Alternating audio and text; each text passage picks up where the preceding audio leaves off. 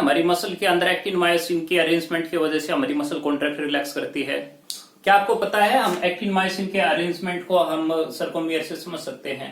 क्या आपको पता है मसल जब कॉन्ट्रैक्ट होती है तो कॉन्ट्रैक्शन में मसल का साइज तो स्मॉल हो जाता है, बट उसके अंदर के जो प्रोटीन है उनका साइज वैसा के वैसा रहता है। उनके बीच की जो स्पेसिस जो है वही रिलेटिवली कम होते हैं।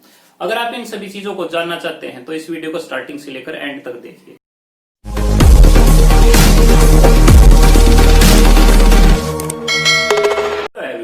आई am Anil Kumar, your biology teacher. Hope you are doing great. आज का जो हमारा टॉपिक है वो है muscle contraction. So muscle contraction के ऊपर जाने से पहले आपको कुछ चीजें पता होनी चाहिए। हमारी मसल के अंदर जो भी एक्टिविटी होने लग रही है वो एक्चुअल में नर्वस सिस्टम के द्वारा रेगुलेट होने लग रही है। यानी कि हमारा जो ब्रेन जो है वो सिग्नल सेंड करता है नर्व्स के द्वारा, और जो नर्व्स है वो इनर्वेटेड है मसल के अंदर। एंड जब वो इनर्वेट होके मसल के अंदर सिग्नल भेजती है, उसकी वजह से उनके अंदर जो कॉन्ट्रैक्शन, रिलैक्सेशन या कोई दूसरी एक्टिविटी जो है वो होती है। ठीक है। मसल कॉन्ट्रैक्शन की जो थ्योरी है वो हक्सले ने दी है, बट जो स्टेप्स है एक्सप्लेनेशन के वो गायोर्की ने जो है बताए हैं। हम गायोर्की ने जो स्टेप बताए हैं उसी को एक्सप्लेन करेंगे। बाकी लास्ट में देख लेंगे कि स्लाइडिंग फिलामेंट थ्योरी के अंदर जो है एक्चुअल में कहा कितना गया है। सो बिफोर दिस, अगर मुझे अपना हैंड अगर मूव करना है, किसी भी तरीके से अगर मूव करना है, तो मेरा जो ब्रेन है वो मोटर नर्व के द्वारा सिग्नल भेजेगा किसके पास में, हैंड की मसल के पास। और हैंड की मसल के पास सिग्नल जाता है तब मसल जो है वो कॉन्ट्रैक्ट होती है, रिलैक्स होती है और दूसरी एक्टिविटी जो है वो करती है। सो यानी कि जो भी सिग्नल आएगा वो पहले कहां से आएगा, ब्रेन से, नर्व के थ्रू। अब वो ब्रेन से हो सकता है स्पाइनल कॉर्ड के थ्रू आता हो। ठीक है। तो यानी कि जो सीएनएस है,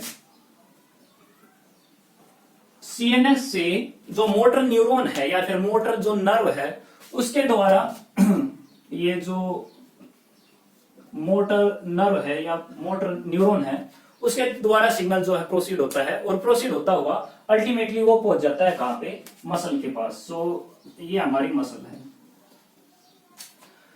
तो ये अगर न्यूरॉन का अगर हम पार्ट देखते हो तो न्यूरॉन का ये पार्ट, इसको मैं क्या कहूंगा, एक्सोन। और एक्सोन यहां पर टर्मिनेट होने लग रहा है तो इसको मैं क्या कह सकता हूं, इसको मैं एक्सोन नोब या फिर नर्व एंडिंग जो है वो भी कह सकते हैं। अब जब नर्व एंड होती है तो उसका डायरेक्टली मसल के साथ कनेक्शन नहीं होता, उसके बीच में स्पेस जो है वो बचा होता है। जो स्पेस है उसको बोलते हैं सिनेप्टिक क्लिफ्ट।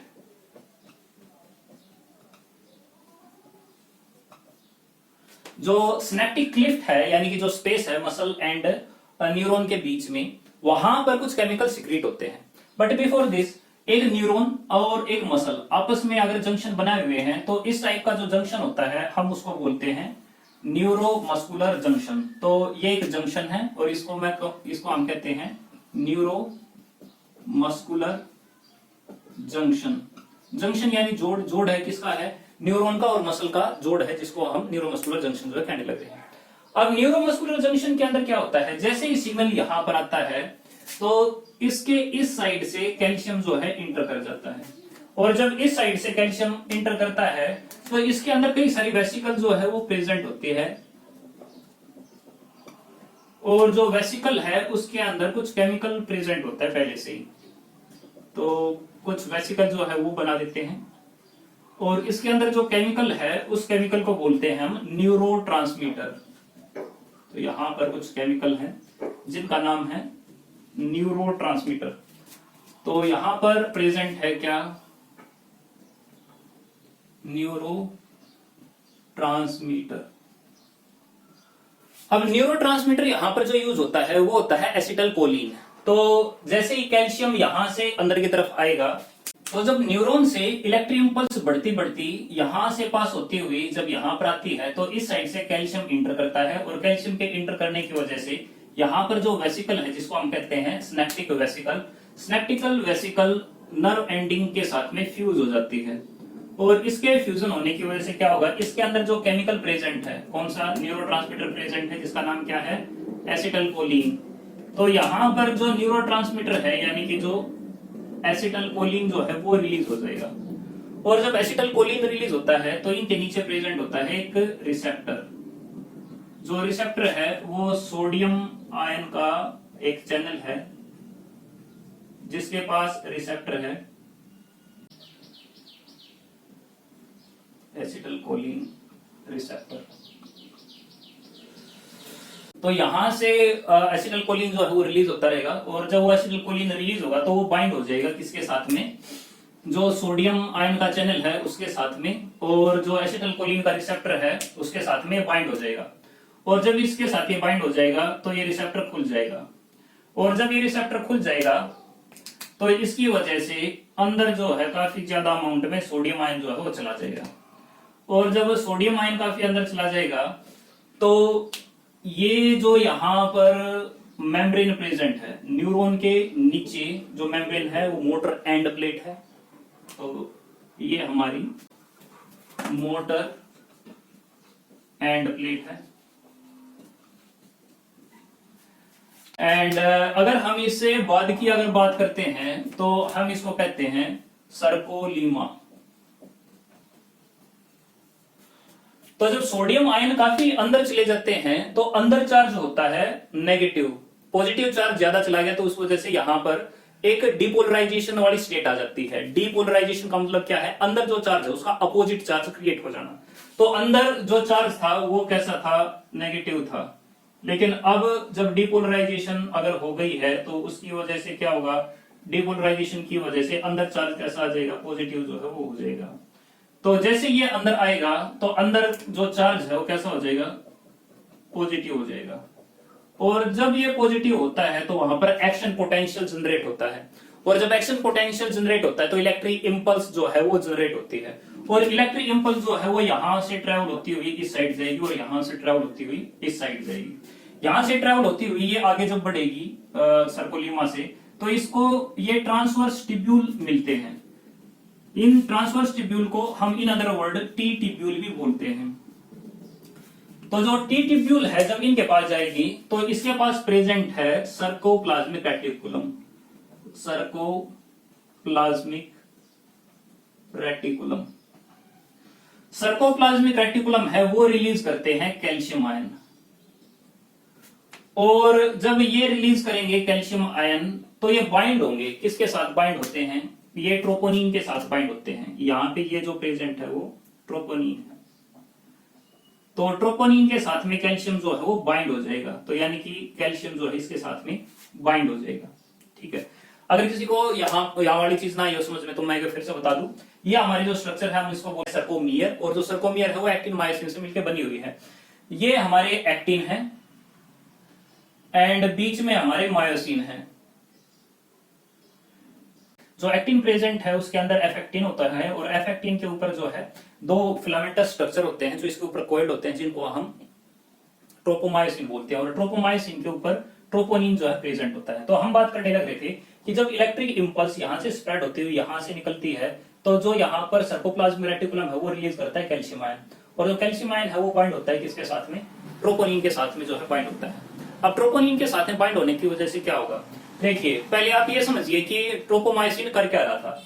अगर आप इस डायग्राम को बड़े ध्यान से देखो तो अगर आप यहाँ पर देखें तो जो ये मायोसिन का हेड है वो अटैच हो जाता है किसके साथ में, एक्टिन के साथ में, लेकिन इसके बीच में क्या गया, ट्रोपोमायोसिन जो है वो आ गया। सिमिलरली यहाँ पर भी, यहाँ पर भी, यहाँ पर भी, यहाँ पर, यानी कि जो हमारा मायोसिन का हेड है वो बाइंड हो जाता है इस एक्टिन के साथ में, बट जो ट्रोपोमायोसिन है वो बीच में आ जाता है, इस वजह से ये बाइंड जो है उसके साथ में नहीं हो पाता। लेकिन जब कैल्शियम बाइंड हो जाता है किसके साथ में, ट्रोपोनिन के साथ, तो ट्रोपोनिन के साथ बाइंड होने की वजह से क्या होता है, कन्फर्मेशन चेंज होता है, और कन्फर्मेशन चेंज कुछ इस तरीके से होता है कि जो यहाँ पर प्रेजेंट है ट्रोपोमायोसिन उसकी जो साइट है वो चेंज हो जाती है, यानी कि ये जैसे यहाँ पर है तो ये यहाँ पर ना होकर के अपनी जगह जो है वो चेंज कर लेता है, और जब ये जगह चेंज कर लेगा लाइक दिस, जब ये अपनी जगह जो है वो जब चेंज कर लेगा तो जो मायोसिन का हेड है वो बाइंड हो जाता है किसके साथ में, एक्टिन के साथ जो है बाइंड हो जाता है। तो जो मायोसिन का हेड है वो बाइंड हो जाता है इस एक्टिन के साथ में, और एक्टिन के साथ बाइंड होने के बाद हाइड्रोलाइसिस ऑफ एटीपी होता है, एंड ये उसको पकड़ता है, और पकड़ने के बाद पुल करता है। पुल किसकी तरफ करेगा, यहां से सेंटर की तरफ करेगा, यहां से सेंटर की तरफ करेगा, ये भी सेंटर की तरफ करेगा, ये भी सेंटर की तरफ, ये भी सेंटर की तरफ, ये भी सेंटर, ये दोनों जो सेंटर की तरफ करेगा। तो जो मायोसिन का हेड है वो बाइंड हो जाएगा एंड वो पुल करेगा उसको सेंटर की तरफ, और फिर उसके बाद में जब एटीपी यूज्ड हो जाएंगे तो फिर दोबारा से एटीपी बाइंड होगा, ये इससे अलग होगा, फिर दोबारा से हाइड्रोलिसिस होगा, फिर उसके साथ बाइंड होगा एंड फिर जो है उसको दोबारा से पुल करेगा एंड पुल करके उसको पुल करके एक्टिन को कहां ले आएगा, सेंटर की तरफ जो है वो ले आएगा। तो कॉन्ट्रैक्ट होते होते ये कहां आ जाता है, बीच में आ जाता है, ठीक है। यानी कि जो मसल इतनी बड़ी थी, अब वो जो मसल का जो फाइबर है वो कितना बड़ा हो गया, मतलब अब ये इतना छोटा हो गया। तो जब ये छोटा होता है तो मसल जो कॉन्ट्रैक्ट हो चुकी है, तो उसी का ही जो रिजल्ट जो है कई सारे सर्कोमियर का ऐसे ही अंदर की तरफ जाना होता है, यानी जो एक्टिन जो है उसका अंदर की तरफ जाना हो जाता है, जिसकी वजह से ये कॉन्ट्रैक्शन जो है दिखाई देती है। तो जब ये कॉन्ट्रैक्शन होती है तो इसके बीच में एक चैनल था। अच्छा, स्लाइडिंग फिलामेंट थ्योरी जो है वो क्या कहती है, स्लाइडिंग फिलामेंट थ्योरी ये कहती है कि जब मसल कॉन्ट्रैक्शन होती है, यानी कि कैल्शियम बाइंड हो जाता है किसके साथ में, ट्रोपोनिन के साथ में जब बाइंड हो जाता है, तो उस टाइम पे जो इनके बीच का रीजन था, बीच का रीजन कौन सा था, एच जोन का, तो एच जोन जो है वो डिसअपियर हो जाता है। एच जोन अब है ही नहीं, ये हमारा जो बीच में जो जोन था कौन सा था, एच जोन था, वो एच जोन जो है डिसअपियर हो गया, यानी वो नहीं आता। जो ए बैंड है जो इतना बड़ा था वो अभी भी इतना ही है, यानी कि ए बैंड जो है वो इंटेक्ट रहता है।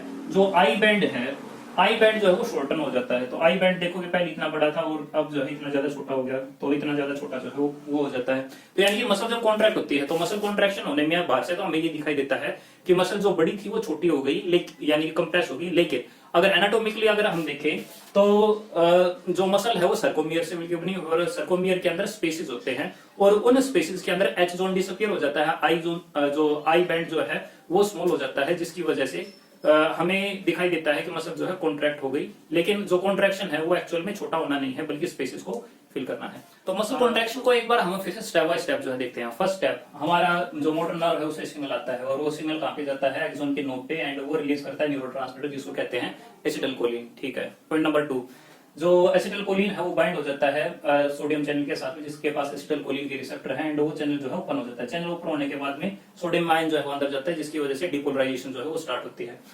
पॉइंट नंबर 3, डिपोलराइजेशन होने के बाद जो टी ट्यूब्यूल है उसके थ्रू जो है हर मसल के हर पार्ट तक जो है इलेक्ट्रिक इंपल्स जो है पहुंच जाती है। नंबर 4, जब टी ट्यूब्यूल के पास पहुंचते हैं तो टी ट्यूब्यूल के साथ में प्रेजेंट होता है सर्कोप्लाज्मिक रेटिकुलम, एंड वो कैल्शियम आयन को रिलीज करता है। नंबर 5, उसके बाद में कैल्शियम आयन जो है बाइंड होता है ट्रोपोनिन के साथ में, ट्रोपोनिन के साथ जब बाइंड होता है तो कन्फर्मेशन चेंज होता है ट्रोपोमाइसिन के साथ में, एंड उसके बाद जो एक्टिव साइट है यानी कि जो मायोसिन का हेड है वो बाइंड हो जाता है एक्टिन के साथ, एंड उसके बाद में एटीपी का हाइड्रोलाइसिस होती है, एंड रोरिंग ऑफ हेड होता है। जिस तरीके से एक नाव के अंदर चप्पू चलते हैं उसी तरीके से यहाँ पर भी ऐसे ही होता है कि एक्टिन को ये पकड़ के इसको सेंटर की तरफ जो है वो लेके आता है, जिससे कि जो एच जोन है वो डिसअपियर हो जाता है और जो आई बैंड है वो रिड्यूस हो जाता है, जिसकी वजह से सर्कोमियर का साइज जो है कम हो जाता है। अगर कई सारे सर्कोमियर जो है ऐसे ही साइज अगर कम कर देते हैं तो उसकी वजह से जो मसल जो जिसका साइज काफी ज्यादा बड़ा है वो काफी ज्यादा छोटी हमें दिखाई देती है, ठीक है जी। सो मसल कॉन्ट्रैक्शन जो है ऑल ओवर नन प्रिंसिपल के ऊपर जो है बेस्ड है, यानी कि या तो मसल कॉन्ट्रैक्ट होगी नहीं, अगर होगी तो पूरी मसल जो है वो कॉन्ट्रैक्ट होगी, ठीक है। मसल कॉन्ट्रैक्शन के लिए जो एनर्जी यूज होती है, मसल कॉन्ट्रैक्शन के लिए जो एनर्जी का सोर्स है उसमें दो सोर्स है भाई, एक तो एटीपी है और दूसरा फास्फोक्रिएटिन है। फास्फोक्रिएटिन के अंदर जब हाइड्रोलिसिस होती है तो हाइड्रोलिसिस होकर के ये दो एटीपी जो है वो प्रोड्यूस कर देती है, साथ में जो क्रिएटिन जो है वो अलग से निकल जाता है, वेस्टली फॉर्म में जो है वो बाहर निकल जाता है, ठीक है। तो हमारी बॉडी के अंदर जो एनर्जी स्टोर्ड है मसल के अंदर वो दो अलग अलग फॉर्म के अंदर है, एक एटीपी फॉर्म में और एक फास्फोक्रिएटिन के फॉर्म में।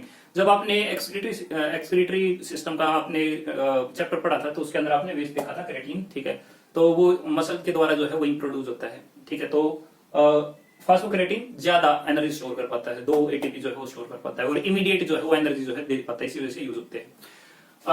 कई बार क्या होता है कि जब आप एक्टिविटी काफी ज्यादा करने लग रहे हो तो थोड़े टाइम के बाद मसल के अंदर पेन होने लग जाता है। पेन क्यों होने लग रहा है? क्योंकि ऑक्सीजन की डिमांड ज्यादा होती है एंड उतनी सप्लाई ऑक्सीजन की मसल तक नहीं हो पाती, एंड जब ऐसा नहीं हो पाता तो लैक्टिक एसिड बनता है, और जब लैक्टिक एसिड बनता है तो उस लैक्टिक एसिड की रिसाइकलिंग करने के लिए एक अलग से साइकिल चलती है जिसको बोलते हैं कोरी साइकिल। कोरी साइकिल के अंदर जो मसल के अंदर लैक्टिक एसिड बन चुका है वो लैक्टिक एसिड ब्लड के थ्रू पास होता हुआ लीवर तक जाता है, लीवर के अंदर 1/5 लैक्टिक एसिड हाइड्रोलाइज हो जाता है एंड 4/5 पार्ट जो है वो वापस कन्वर्ट हो जाता है ग्लाइकोजन के फॉर्म के अंदर, ग्लूकोज के अंदर कन्वर्ट हो जाता है, एंड फिर ये ब्लड से होता है वो वापस मसल के पास जो पहुंच जाता है। तो इस तरीके से लैक्टिक एसिड जो है दोबारा से ग्लूकोज ग्लाइकोजन के फॉर्म में जो कन्वर्ट हो जाता है, एंड कंटिन्यूसली साइकिल जो है चलती रहती है। आपने एक चीज और नोट की होगी कि जैसे जैसे आप काफी ज्यादा भागते हो और कुछ टाइम के लिए रुक जाते हो, तो फिर भी आप लंबी लंबी सांसें जो है वो लेते रहते हो। तो इसको बोलते हैं ऑक्सीजन डेप्ट, यानी ऑक्सीजन का कर्जा लेना। कर्जा कब लिया जाता है? जब आप डेफिशिएंसी के अंदर होते हो। तो जब डेफिशिएंसी होती है तब कर्जा लिया जाता है। सिमिलरली जब आप भागने लगे हो तो ऑक्सीजन की डिमांड काफी ज्यादा होती है, लेकिन उस टाइम पे उतनी ज्यादा एनर्जी नहीं मिल रही होती। तो जब आप जैसे ही रुकते हो तो उस टाइम पे लंबे लंबे जो सांस आने लग रहे हैं, वो पहले के टाइम की जब ऑक्सीजन की रिक्वायरमेंट थी उसको पूरा करने के लिए वो ऑक्सीजन जो है ली जाती है। इसको हम ऑक्सीजन डेप्थ जो है वो बोलते हैं। अगर हम मसल रिलैक्सेशन के ऊपर बात करें, मसल रिलैक्स कैसे होती है, तो मसल रिलैक्स वैसे ही होती है जैसे हम उल्टे स्टेप जैसे जो है लेने लग जाए कि ट्रोपोनिन से कैल्शियम जो है वो वापस साइटोप्लाज्म रेटिकुलम के अंदर चला जाए। जो एक्टिव साइट है एक्टिन की मायोसिन के साथ में, वो जो है दोबारा से हाइड हो जाए, तो दोबारा से वो वापस जो है अपनी जगह पे आ जाते हैं। लेकिन जो कैल्शियम वापस साइटोप्लाज्म रेटिकुलम के अंदर जाएगा तो उसके लिए एनर्जी की रिक्वायरमेंट होती है। अगर एनर्जी नहीं मिली तो वापस वो नहीं जा पाएंगे। जब भी एक पर्सन डेड होता है तो उसकी जो मसल जो है वो काफी ज्यादा टाइट हो जाती है, मतलब इमीडिएट जैसे वो मरता है। ऐसा क्यों? ऐसे इस वजह से क्योंकि अब उसकी बॉडी एनर्जी सप्लाई नहीं करने लगी। इसको हम रिगर मोर्टिस जो है वो अलग से बोल देते हैं। अगर मसल के कॉन्ट्रैक्शन की बात करें तो दो अलग अलग टाइप की कॉन्ट्रैक्शन जो है वो देखने को मिलती है। एक होती है आइसोटोनिक, एक होती है आइसोमेट्रिक। मीटर यानी कि लेंथ, आइसो यानी कि सेम, आइसोटोनिक, टोनिक का मतलब है उसके अंदर टेंशन, आइसो यानी कि सेम। तो जैसे कि मैं अपने हाथ को ऐसे ही ऊपर नीचे अगर करने लग रहा हूं तो मसल तो कॉन्ट्रैक्ट होने लग रही है, लेकिन मेरे हाथ पे कुछ है ही नहीं, ठीक है ना, मैं ज्यादा जोर जो है वो लगाने लग रहा, तो मसल के अंदर जो टेंशन थी वो अभी भी वैसी ही है, इवन दो मसल कॉन्ट्रैक्ट हो चुकी है, यानी कोई बड़ा चेंज जो है वो नहीं हुआ है। इस टाइप की कॉन्ट्रैक्शन क्या कहते हैं? हम आइसोटोनिक कहते हैं। आइसोमेट्रिक यानी कि अगर हम पुल करते हैं किसी सब्सटेंस को पुल करते हैं तो जो मसल की लेंथ पहली थी वैसी ही अभी भी वैसी लेंथ रहती है, और जब हम वैसी की वैसी जब उसकी लेंथ रहती है तो उसको हम कह देते हैं आइसोमेट्रिक। ठीक है जी। एक हमारा लास्ट टॉपिक जो है वो आ जाता है कि रेड मसल और व्हाइट मसल के बीच में क्या डिफरेंस है। तो रेड मसल जैसे नाम से क्लियर है कि उसका कलर जो है वो रेड होता है, क्योंकि उसके अंदर जो है मायोग्लोबिन ज्यादा प्रेजेंट होता है, एंड व्हाइट के अंदर मायोग्लोबिन काफी कम अमाउंट में होता है, इसी वजह से उसका कलर जो है व्हाइट होता है। व्हाइट जो मसल है उसके अंदर साइटोप्लाज्मिक रेटिकुलम ज्यादा होता है, एंड वो मूवमेंट कॉन्ट्रैक्शन रिलैक्सेशन काफी ज्यादा जो है स्पीडली जो है कर पाती है, लेकिन उतनी जल्दी फटीग जो है उसके अंदर भी आ जाती है। जैसे एग्जाम्पल के तौर पे हमारी आईज की जो मसल है वो व्हाइट मसल है, लेकिन हमारी जो बैक की मसल है वो रेड है, वहां पे मायोग्लोबिन जो है वो काफी ज्यादा है, एंड उनके अंदर कॉन्ट्रैक्शन रिलैक्सेशन थोड़ी सी स्लो होती है, लेकिन वो लॉन्ग ड्यूरेशन तक रहती है। फटीग उनके अंदर रिलेटिवली कम होती है। आपने देखा होगा पीठ इतनी जल्दी थकती नहीं है, इवन दो कितना भी वेट डाल लो, क्योंकि हार्डेस्ट पार्ट वही है, लेकिन आंखें जो है वो जल्दी जो है वो थक जाती है, इसी वजह से बार बार ब्लिंकिंग हमें जो है करनी पड़ती है। सो मायोग्लोबिन रिलेटिवली कम है, एनर्जी जो है वो ज्यादा होती है हमारी मसल के पास में, यानी जो रेड मसल है उसके पास। सो ये कुछ एक डिफरेंसेस है। आई होप आपको चैप्टर का ये पार्ट जो है पसंद आया होगा। अगला जो पार्ट है हम स्केलेटल सिस्टम के ऊपर करेंगे। Keep watching.